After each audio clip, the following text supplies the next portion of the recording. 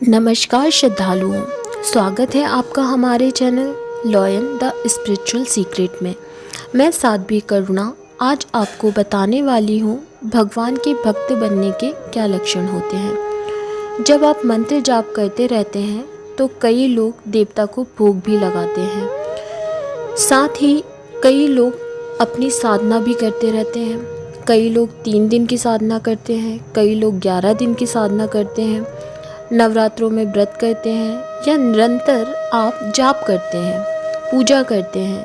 तो एक ऐसी शक्ति आपके उस स्थान पर विराजमान हो जाती है जिसे हम जागृत स्थान कहते हैं, या फिर आपके अंदर वो शक्ति या वो ऊर्जा उत्पन्न हो जाती है और देवता की तरंग आपके अंदर आ जाती है जो सभी कार्यों को पूर्ण करने में सक्षम है। जब आप निरंतर जाप करते रहते हैं तो मंत्र सिद्ध हो जाता है, तो वह कई कार्य करने में सक्षम हो जाता है। कई बार आपको भी पता नहीं होता कि मेरा मंत्र सिद्ध हुआ है या नहीं हुआ। कई बार आपको ये भी नहीं पता होता कि मैं इस कार्य करने को सक्षम हूँ या नहीं हूँ। कई बार ऐसा होता है कि आप उन चीज़ों का इस्तेमाल ही नहीं करते जो चीज़ें आपके पास हैं। कई बार आपको ही नहीं पता होता कि आपके पास क्या शक्तियाँ हैं। कई बार कई लोगों की चौकियों में या कई लोगों के घरों में कोई ऐसा व्यक्ति आता है जिसे प्रेत बाधा है, तो वह खेलना शुरू कर देता है। इस प्रकार का प्रश्न भी हमसे पूछा गया है कि आखिर ऐसा क्यों होता है। तो ऐसा इसलिए होता है क्योंकि निरंतर जाप करने से वह स्थान जागृत हो जाता है। उस स्थान में देवता की जो तरंगे हैं वो मौजूद हो जाती हैं, और जब कोई नकारात्मक शक्ति किसी के या किसी व्यक्ति के साथ उस जगह पर प्रवेश करती हैं या पैर रखती हैं तो वह खेलने लगता है, क्योंकि वह ऊर्जा और वह तरंगे उस पर पड़ती हैं। आपके पास कोई शक्ति है या नहीं है आपको कैसे पता चलेगा? वो आपको ऐसे पता चलता है जब आप उनका इस्तेमाल करते हैं। सबसे पहले आप इनका प्रयोग घर में करें। घर में इनका प्रयोग करने से और इस्तेमाल करने से तात्पर्य है कि मान लीजिए आपने कोई गर्भ रक्षा मंत्र सिद्ध किया, लेकिन आपको नहीं पता कि वह सिद्ध हुआ है या नहीं हुआ। गर्भ रक्षा मंत्र महिलाओं की कमर में बांधा जाता है, उसमें आप 7-11 गांठ मारकर वह बांधते हैं या फूंक मारकर किसी महिला को दिया जाता है। अपने इष्ट देवता का नाम भी तब लिया जाता है। इससे उसके गर्भ की रक्षा होती है, और अगर आपका मंत्र कार्य करता है तो उसके गर्भ की रक्षा होती ही होती है। ये मंत्र बहुत जल्दी सिद्ध होते हैं। जैसे नज़र उतारने का मंत्र है, वह भी बहुत जल्दी सिद्ध होता है और बहुत जल्दी कार्य करना शुरू कर देते हैं। कई बार ऐसा होता है कि अगर घर में किसी को कोई दिक्कत है और आपने भभूत उठाकर उसे दे दी है या उसके माथे पर लगा दी है और उसे चटा दी है, तो दिक्कत खत्म हो जाती है।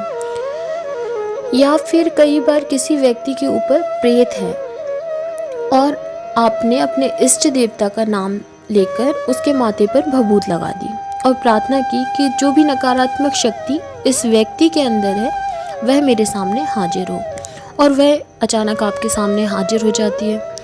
लेकिन कई बार आपको ऐसा भी लगता है कि लोग क्या कहेंगे, लोग कहेंगे कि कैसे इसने ये सब कर दिया, ये तो भक्त है, लोग घर में आना शुरू कर देंगे।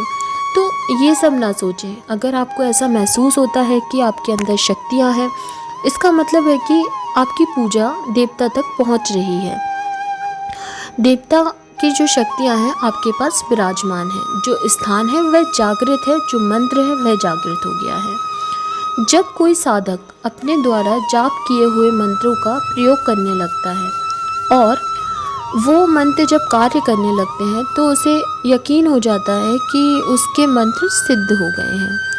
यह आपकी भक्ति और जाप का ही प्रभाव है, जिससे जब भी आप किसी को भभूत देते हैं तो वो शक्ति हाजिर हो जाती है। अगर किसी के ऊपर प्रेत बाधा है तो आपके दिमाग में अपने आप ही ऐसे तरीके आने लगते हैं, ऐसे उपाय आने लगते हैं कि आप इस शक्ति से आप इस शक्ति से बहुत कुछ पूछ सकते हैं। जैसे कि आप इससे पूछ सकते हैं कि ये क्या चाहती है, कहाँ से आई है, उसे वचन कैसे लेना है, उससे उसका बंधन कैसे करना है, साथ में ही उसमें मार कैसे लगानी है, कुछ चीज़ें लेकिन गुरु के द्वारा आप सीखते हैं।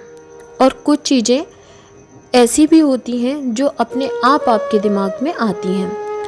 वो तब आती हैं जब आप धीरे धीरे पूजा पाठ शुरू करते हैं, मंत्रों का आप जाप शुरू कर देते हैं, तो वह शक्ति वहाँ स्थापित होने लगती है।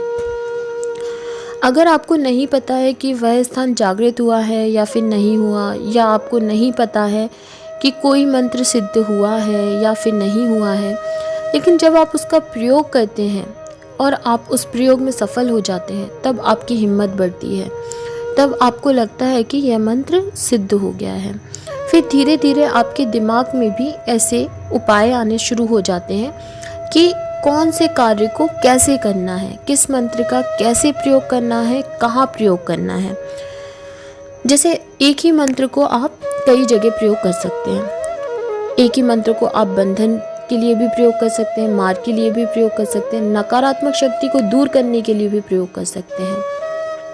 लेकिन वह तब होगा जब आप उसका प्रयोग करना शुरू करते हैं। मान लीजिए एक मंत्र आपने एक बार पढ़ा, लेकिन उसका प्रयोग किया, लेकिन वह कार्य नहीं हुआ। दूसरी तरह से आपने उस मंत्र का प्रयोग किया तो वह कार्य हो गया। तो इससे आपको समझ में आएगा कि किस तरह से उस मंत्र का प्रयोग करना है। यह चीज़ें तभी होंगी जब आप इनका प्रयोग करोगे।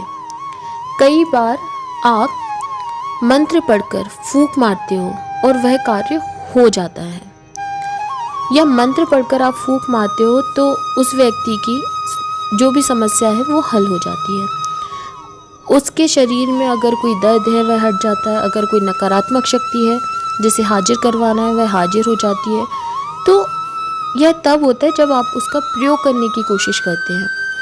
तो जब तक आप इस तरह से करना शुरू नहीं करेंगे तब तक ये चीज़ें कार्य नहीं करेंगी।